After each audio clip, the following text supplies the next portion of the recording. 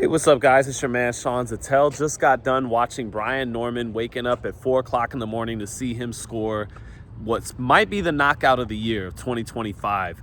So let's get right into it.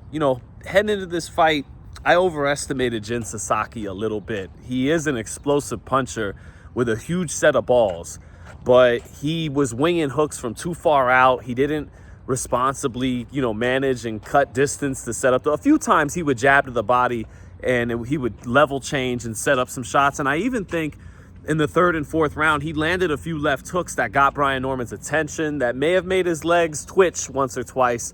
But Norman was so composed in this fight, had a good poker face when that did happen, that Sasaki didn't pick up on it. And, Norman was composed and controlled throughout. And I thought that Sasaki would provide a more competitive foil for Brian Norman, would make this a fight of the year contender. But instead, he's a knockout of the year victim. And I think Norman, with the foil he did allow Norman to show was his skills. And I think heading into this fight, people were sleeping on Brian Norman a little bit. I mean, literally, they were sleeping on him. It was 3:30 in the morning, and most people in the United States were asleep when he fought. So he was literally slept on heading into this fight and during this fight. I don't think he slept on now. I think he woke up the welterweight division. I think he woke up the boxing world with this knockout. And what Sasaki provided a foil for was for him to demonstrate his underrated skill set. He was allowed to counterpunch. Now, to be fair, Sasaki, who had a scary knockout loss in this fight in Japan, we wish him the best. He's an absolute warrior who, just came with a killer be killed style and mentality. A lot of fighters and people say that. He really walked the walk tonight, and I definitely want to salute him. But he's not the hardest guy to counterpunch. But Brian Norman showed his jab, and he showed an ability to mix up his punch selection. I thought his punch selection was very impressive in this fight, and his ability to counterpunch and time Sasaki. First punch he dropped him with was a counter left hook. He dropped him with like a check left hook, and Brian Norman was very efficient in this fight and not jittery. He didn't use any excessive movement. He stepped around Jin Sasaki and stayed in the pocket with a big puncher, and he catched and shoot very well. He counterpunched well, and he mixed up his punch selection. He started leading with right hands. He would double up his jab and then sweep the right hand.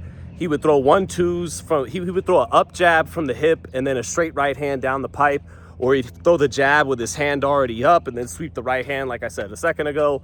And he touched the body pretty well too. So, and then again, he led with the right hand sometimes he used the jab, sometimes he counters, sometimes he led behind that double jab, touched the body, touched the head. He mixed up his attack well and showed he has levels to his game and gears to his game. And to go along with his punching power and with what I think is just being a country strong Atlanta fight guy, he showed that he's got some skill to go with that power and that country grit that he seems to have. So I'm not saying, because I like Brian Norman, I like his personality, I like what he's bringing to the game from the Dirty South. I'm not saying he's some guy who's about to make a run for pound number one, but I see a guy who's growing into a quality champion in his first 2 title defenses. And he's a throwback. I feel like this guy's like from a time machine in 2003 Atlanta. Like, he wore the Atlanta fitted cap after the fight. Everybody wears the snapbacks now. This dude was training to Bone Thugs and Harmony East 1999 in the locker room. He came out to a song from T.I.'s King. Like, he referenced Super Saiyan 2 Gohan to me in the lead up of the fight. It's like this dude grew up in the 2000s, even though he's 10 years younger than me and only 24 years old. So he's a little bit of a throwback. He's not on social media a whole lot. He's got a good sense of humor, and he's just turning into one of the more exciting fighters in boxing. So again, I'm not saying he's about to be the next pound for pound superstar, none of that. I just think he's growing into a quality champion. And it sucks that, the Jaron Ennis fight can't happen next. And I'm not even saying he would take the fight next, but I am saying I'd love it if Jaron Ennis could make 147 one more time and offer Norman the fight one more time to call his bluff, because everybody pretty much had their mind made up earlier this year that Brian Norman turned down a career high payday and ducked Jaron Ennis, right? But it turns out Eddie Hearn reveals that Stanonis made more money than Boots, and you know, I hate talking about this money stuff, but he winds up making more money than Boots. So Norman might have just been asking for whatever Stanonis ultimately got. And so that takes a hit a little bit in my eyes. You still could say he ducked it and turned it down and everything, because it is a career high payday to fight in the biggest fight of his career.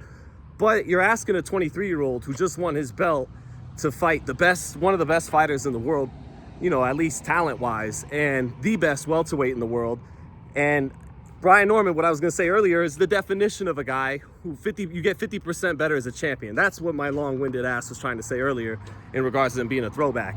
Some of these cliches, they wear off in modern boxing, but one of them used to be, you get 50% better as a champion, and you're not really a champion until you defend your title. Well, I've seen Brian Norman get 50% better as a champion, and now he is a champion since he's defended his title twice in 3 months. So I think Ennis would still be the favorite in that fight, but it just sucks that Ennis, as recently as April, was saying, I want to be undisputed in 4 weight classes. I want to be undisputed at 147. The reason why I'm not going to go to 154 to fight a Virgil Ortiz is I'm not done with my business at 47. Well, to quote Kobe Bryant, after he went up 2-0 against the Orlando Magic in the 2009 finals, job's not finished. Job's not finished at welterweight. This is the fight that was worth staying behind for. And I'm not, maybe you make a career high offer to Ennis, to Norman again, and he turns it down. But Norman's more ready for that assignment now with 2 title defenses under his belt at 24 than he was even just 9 months ago. And I think we see that growth. So Ennis would still be the favorite, but I love that fight. And it's a shame we're probably not going to get it. If your body outgrows the division, your body outgrows the division. There's no going back. So that looks like that ship has sailed. But just wish we could have seen it. Anyways, we'll see where Norman goes from here. You know, the 140s moving up and Haney and Lopez make for really interesting fights. I'm not convinced they'd want to fight him, though. Maybe they would, but he's a big risk for not a huge reward right now. It's not a huge name yet. That's why he was fighting in Japan.